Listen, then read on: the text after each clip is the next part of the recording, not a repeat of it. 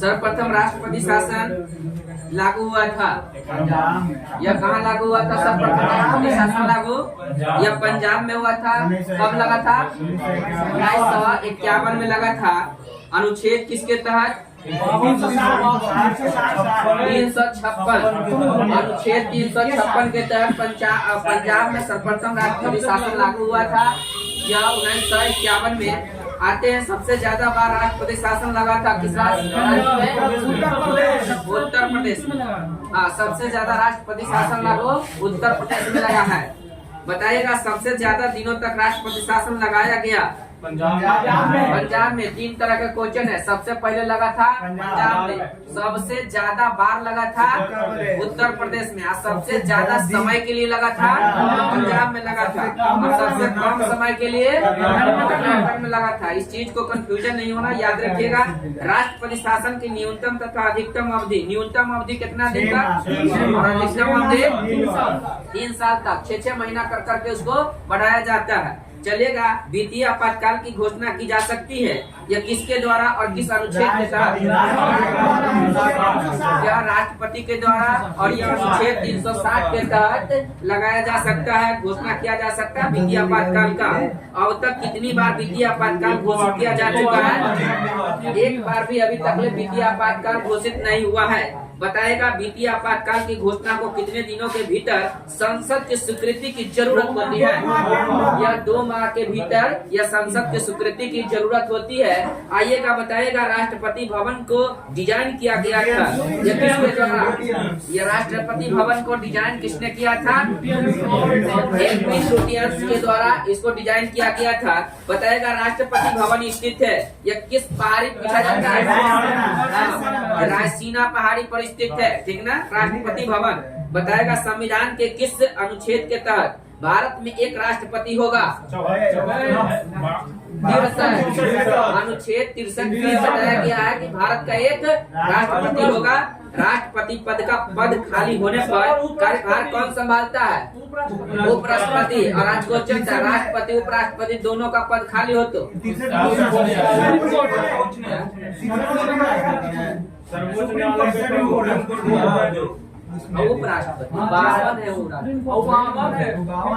उपराष्ट्रपति जी।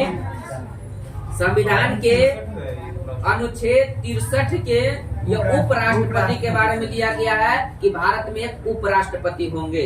चलिए, बताएगा राष्ट्रपति का पद खाली होने पर कार्यभार कौन संभालता है? हाँ, राष्ट्रपति खाली है तो उपराष्ट्रपति, और राष्ट्रपति और उपराष्ट्रपति का पद दोनों खाली है तो मुख्य न्यायाधीश।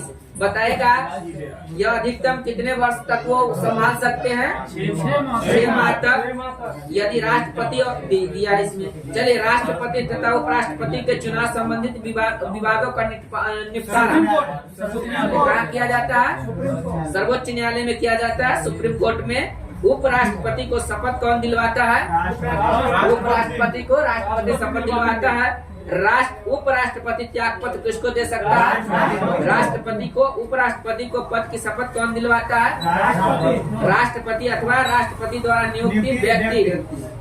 उपराष्ट्रपति का कार्यकाल कितने वर्षों का होता है? 5 वर्षों का होता है। उपराष्ट्रपति हेतु न्यूनतम आयु कितना होना चाहिए? 35 वर्ष होना चाहिए। उपराष्ट्रपति का मासिक वेतन कितना है? राष्ट्रपति का कितना है? 5 लाख। प्रथम उपराष्ट्रपति का नाम बताइएगा। सर्वपल्ली राधाकृष्णन प्रथम उपराष्ट्रपति थे। चलिए, उपराष्ट्रपति के चुनाव में भाग कौन कौन लेते हैं? या सदन के दोनों सदस्यों, दोनों सदनों के सभी सदस्य। प्रधानमंत्री पद की व्यवस्था की गई है यह किस अनुच्छेद के तहत? अनुच्छेद 74 के तहत प्रधानमंत्री के पद की व्यवस्था की गई है। प्रधानमंत्री की नियुक्ति कौन करता है? ये भी याद रखिएगा, प्रधानमंत्री का नियुक्ति किया जाता है, ठीक है? यह राष्ट्रपति के द्वारा किया जाता है। अनुच्छेद 75 के तहत प्रधानमंत्री की नियुक्ति होती है, याद रखिएगा। बताइएगा प्रथम प्रधानमंत्री का नाम बताइएगा। भारत के प्रथम प्रधानमंत्री का नाम पंडित जवाहरलाल नेहरू थे। प्रथम उप प्रधानमंत्री का नाम बताइएगा।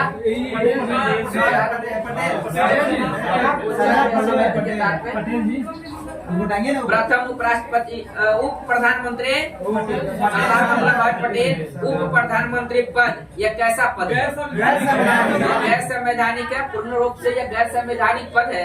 बताइएगा प्रधानमंत्री पद के लिए न्यूनतम आयु कितना होना चाहिए? 25 प्रधानमंत्री का 25, राष्ट्रपति उपराष्ट्रपति के लिए 35। हाँ, प्रधानमंत्री का कार्यकाल कितने वर्षों का होता है? 5 वर्षों का होता है। इन सभी का मंत्रिमंडल और राष्ट्रपति के बीच कड़ी का काम कौन करता है? प्रधानमंत्री करता है। बताएगा संविधान में मंत्रिमंडल शब्द का एक ही बार प्रयोग हुआ है, यह किस अनुच्छेद और किस खंड में? 352 अनुच्छेद और खंड 3 में। मंत्री परिषद का अध्यक्ष कौन होता है? प्रधानमंत्री होता है। मंत्री परिषद में शामिल होते हैं या कौन? मंत्री या मंत्री परिषद में प्रधानमंत्री एवं अन्य मंत्री, अन्य मंत्री सभी इसमें शामिल होते हैं मंत्री परिषद में। बताएगा मंत्री परिषद में मंत्री होते हैं। ये कितने स्तर के? 3 स्तर के होते हैं। कैबिनेट मंत्री, राज्य मंत्री, उप मंत्री। 3 गो होता है, कैबिनेट मंत्री, राज्य मंत्री, उप मंत्री, यह 3 गो होता है। चलिए बताइएगा मंत्री परिषद सामूहिक रूप से उत्तरदायी होते हैं किसके प्रति? मंत्री परिषद जो होता है ये सामूहिक रूप से लोकसभा के प्रति उत्तरदायी होते हैं। मंत्री परिषद का निर्माण करता और संहार करता कौन होता है? प्रधानमंत्री। मंत्री परिषद का निर्माण करता और संहार करता होते हैं प्रधानमंत्री। अगर प्रधानमंत्री मंत्री परिषद से, मंत्री पद से अगर इस्तीफा दे देंगे तो पूरा मंत्रिमंडल क्या होगा? खत्म, भंग हो जाएगा। चलिए बताइएगा प्रधानमंत्री सरकार के निर्माण की जानकारी राष्ट्रपति को देता, यह किस अनुच्छेद के तहत? प्रधानमंत्री सरकार के निर्णयों की जानकारी राष्ट्रपति को देता है, मतलब सरकार ने क्या निर्णय लिया वो राष्ट्रपति को बताता है। यह किस अनुच्छेद के तहत? यह अनुच्छेद 78 के तहत। अविश्वास प्रस्ताव द्वारा हटाए जाने वाले प्रथम प्रधानमंत्री का नाम बताइएगा। प्रताप सिंह। चलिए प्रथम गैर कांग्रेसी प्रधानमंत्री का नाम? प्रथम पूर्णतः गैर कांग्रेसी प्रधानमंत्री अटल बिहारी वाजपेयी। प्रधानमंत्री जो पद ग्रहण के समय किसी भी सदन का सदस्य नहीं थे, नरसिम्हा राव या किसी भी अधिक का सदस्य नहीं थे। बताइएगा एक भी दिन संसद का सामना नहीं करने वाले प्रधानमंत्री चौधरी चरण सिंह। जय जवान जय किसान का नारा किसने दिया था? प्रधानमंत्री थे लाल बहादुर शास्त्री। केंद्रीय मंत्रिमंडल में त्याग पत्र देने वाले पहले व्यक्ति कौन थे? यह श्यामा प्रसाद मुखर्जी थे। देश की प्रथम महिला प्रधानमंत्री का नाम बताइएगा। इंदिरा गांधी है। सबसे कम कार्यकाल के लिए प्रधानमंत्री पद पर दिनों के लिए रहे थे, 13 दिन के लिए प्रधानमंत्री रहे थे। भारत में नई संसदीय समिति प्रणाली की शुरुआत यह कब हुई थे? 1991 में। बताइएगा प्राक्कलन समिति के सदस्यों का कार्यकाल कितने वर्षों का होता है? 1 वर्ष। प्राक्कलन समिति के सदस्यों का कार्यकाल 1 वर्ष के लिए होता है और इसका कुल संख्या कितना होता है? प्राक्कलन समिति में सदस्यों की संख्या 30 होता है। लोकसभा से रहता है ये 30 सदस्य कहाँ पे रहते हैं? लोकसभा के रहते हैं। बताइएगा राज्यसभा का कोई सदस्य नहीं होता। ये किस कमेटी में? प्राक्कलन समिति में सभी लोकसभा के सदस्य होते हैं, राज्यसभा के नहीं होते हैं। 1 वर्ष के लिए इनका कार्यकाल होता है और इनमें सदस्यों की संख्या टोटल 30 होते हैं। चलिए लोक लेखा समिति में सदस्यों की कुल संख्या कितना है? 22। लोक लेखा समिति में सदस्यों की संख्या 22 और 15 लोकसभा से रहते हैं और 7 वो राज्यसभा से।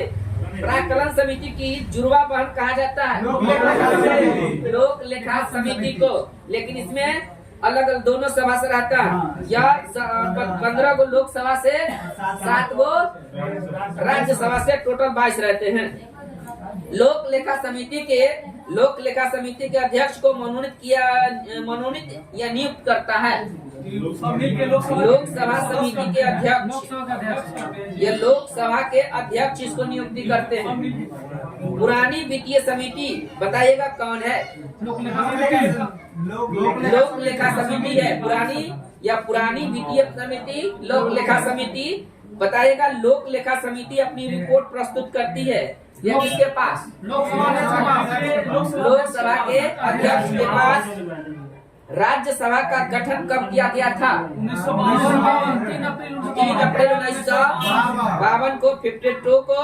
राज्यसभा की पहली बैठक कब बुलाई गई थी?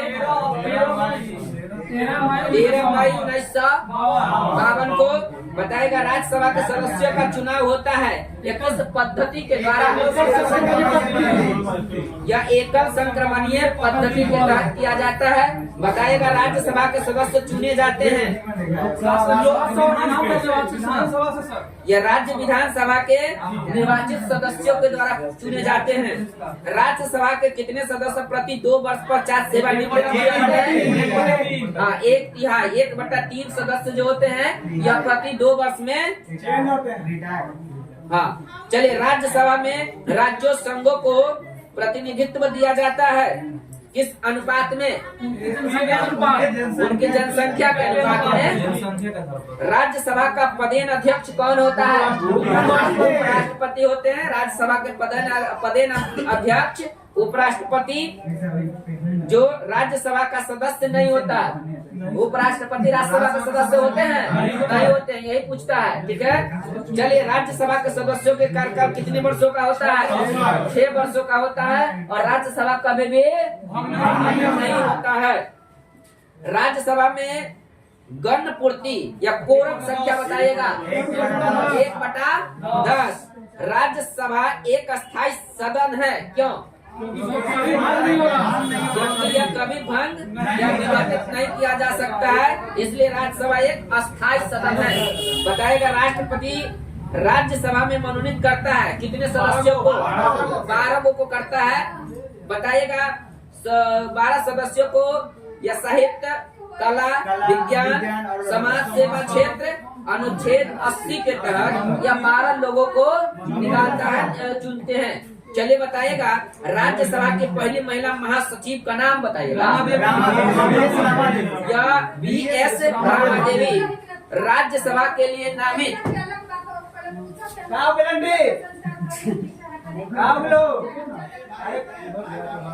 राज्यसभा के लिए नामित प्रथम अभिनेत्री कौन थे? राज्यसभा के लिए नामित प्रथम अभिनेत्री का नाम बताइएगा। या अभिनेत्री पृथ्वीराज कपूर। अभिनेता थे पृथ्वीराज कपूर और अभिनेत्री थी नरगिस दत्त। लोकसभा और राज्यसभा के निर्वाचन हेतु न्यूनतम आयु कितना? लोकसभा के लिए निर्वाचन की आयु, राज्यसभा के लिए 30। चलेगा लोकसभा की संरचना का उल्लेख किया गया है या किस अनुच्छेद में? अनुच्छेद 81 में लोकसभा का गठन हुआ। कब हुआ लोकसभा का गठन? 1952। ये सब का सिर्फ इसमें नहीं पूछेगा, डेट पूछेगा। चलिए लोकसभा के सदस्यों के कार्यकाल कितने वर्षों का होता है? 5 वर्षों का।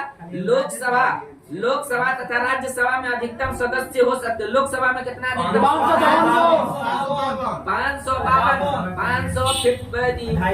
और राज्यसभा में 250 250। वर्तमान में लोकसभा सदस्य की संख्या कितना है? 545। लोकसभा सीट की संख्या 525 से बढ़ाकर 545 किया गया। यह केंद्रीय संविधान संशोधन के द्वारा 31वां संशोधन 1973 के द्वारा। बताइएगा लोकसभा में अनुसूचित जाति तथा अनुसूचित जनजाति के लिए कितनी सीटें आरक्षित है? अनुसूचित के लिए 87, अनुसूचित जनजाति के लिए 47 को। लोकसभा में राज्यों के सीटें आवंटित होती है किस आधार पर? जनसंख्या के आधार पर। लोकसभा का प्रथम चुनाव कब हुआ था? 1952। चलिए लोकसभा में राज्यवार सीटों का आवंटन आधारित है या किस जनगणना पर? 71 जनगणना पर लोकसभा चुनाव में उम्मीदवार की जमानत राशि जब्त हो जाती है, प्राप्त नहीं होता है। कुल वैध मतों का 1/6 अगर उससे प्राप्त नहीं होगा तो उसका जमानत राशि जब्त कर दिया जाता। लोकसभा उम्मीदवार के लिए जमानत राशि कितना है? 25,000। लोकसभा के लिए 25,000। राष्ट्रपति के लिए कितना? 15,000। बताएगा SC ST के लिए यह 12,500। लोकसभा का नेता होता है, लोकसभा का नेता कौन होता है? प्रधानमंत्री। लोकसभा का नेता प्रधानमंत्री। लोकसभा अध्यक्ष का निर्वाचन कैसे होता है? लोकसभा के सभी सदस्यों के द्वारा, सभी सदस्य मिलकर के या लोकसभा के अध्यक्ष को चुनते हैं। चलिए, लोकसभा अध्यक्ष को कार्यकाल की समाप्ति के पूर्व हटाया जा सकता है, कैसे? लोकसभा की महाभियोग थोड़ी होगा या लोकसभा के कुल सदस्यों के बहुमत द्वारा पारित प्रस्ताव, अगर सभी सदस्य अगर बहुमत दे दिया, अगर उसके पक्ष में दे दिया रहेगा, विपक्ष में दे दिया हटना पड़ेगा, ठीक है। लोकसभा अध्यक्ष अपना त्याग पत्र देता है, किसको? उपाध्यक्ष को देता है। और उपाध्यक्ष किसको त्याग पत्र देगा? अध्यक्ष को देगा। लोकसभा के प्रथम अध्यक्ष का नाम बताइएगा। है लोकसभा। चलिए, लोकसभा के प्रथम महिला अध्यक्ष का नाम बताइएगा। मीरा कुमार। लोकसभा महासचिव की नियुक्ति कौन करता है? लोकसभा महासचिव की नियुक्ति कौन करता है? लोकसभा के अध्यक्ष करते हैं। अस्थायी लोकसभा अध्यक्ष कहलाता है स्पीकर। इसका नियुक्ति कौन करता है? राष्ट्रपति करता है। बताएगा प्रोटेम स्पीकर होता है वरिष्ठ सदस्य। ये लोकसभा का वरिष्ठ सदस्य जो नवनिर्वाचित सदस्यों का शपथ ग्रहण करवाता है, ठीक है। वरिष्ठ मतलब श्रेष्ठ, उम्रदराज। लोकसभा अध्यक्ष कास्टिंग वोट प्रयोग करता है। राय होने पर अनुच्छेद 100 के तहत राष्ट्रमंडल अध्यक्ष के सम्मेलन का पदेन महासचिव होता है।